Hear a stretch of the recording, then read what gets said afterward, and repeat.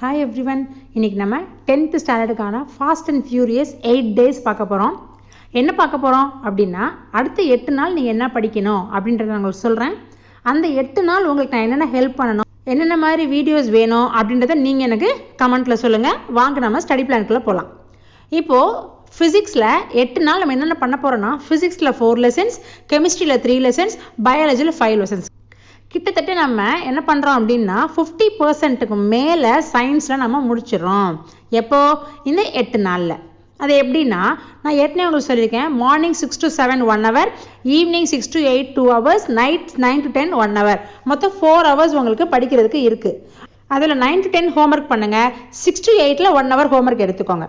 So 4 hoursல 2 hours நீங்கள் study பிளானுக்கு spend பண்ணுங்கள். 2 to 2.5 hours. சண்டே பார்த்தீங்கன்னா உங்களுக்கு மொத்தம் 9 hours இருக்குது. 6 to 8 2, 10 to 12, 2 to 4, evening 6 to 8, night 9 to 10. அந்த 9 மணி நேரத்தில் 7 மணி நேரம், அட்லீஸ்ட் 6 hours நீங்கள் ஸ்டடி பிளானுக்கு ஒதுக்குங்க.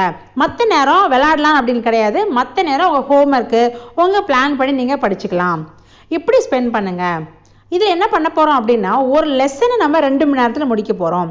ஒரு லெசனில் 1 hourல நீங்கள் 2 mark 1 mark ப்ராப்ளம்ஸை பார்த்துடணும்.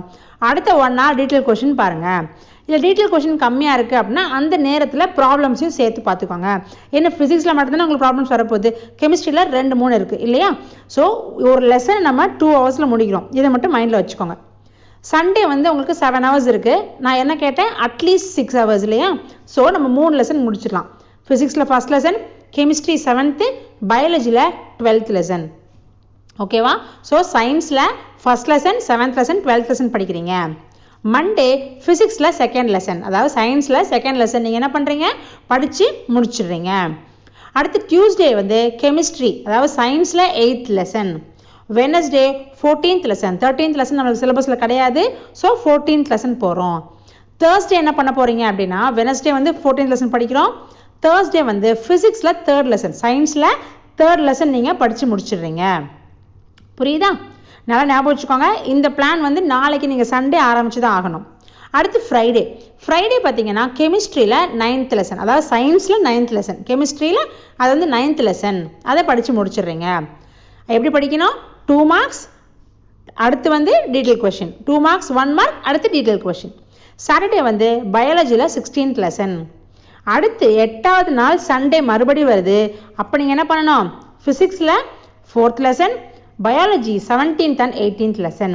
ஆக மொத்தம் நம்ம பிளான் பண்ண மாதிரி 8வது நாள் ஃபிசிக்ஸில் 4, கெமிஸ்ட்ரியில் 3, பயாலஜியில் 5 லெசன் நம்ம படித்து முடிச்சிட்டோம். ஓகேவா? ஸோ வெறும் 8 நாளில் உங்களுக்கு 60% ஆஃப் சயின்ஸ் புக் முடிக்கிறது சாதாரண விஷயம் கிடையாது. You have to work really heart. ஓகேவா? இப்போது இதுக்கு பேரலாக நான் என்னென்ன வீடியோஸ் போட்டே வந்தால் நீங்கள் அந்த லெசனை படிக்க ஈஸியாக இருக்கும் அப்படின்றத சொன்னீங்கன்னா அந்தந்த வீடியோவை அந்த நாள் நான் போஸ்ட் பண்ணிடுவேன். ஓகே, பாய்.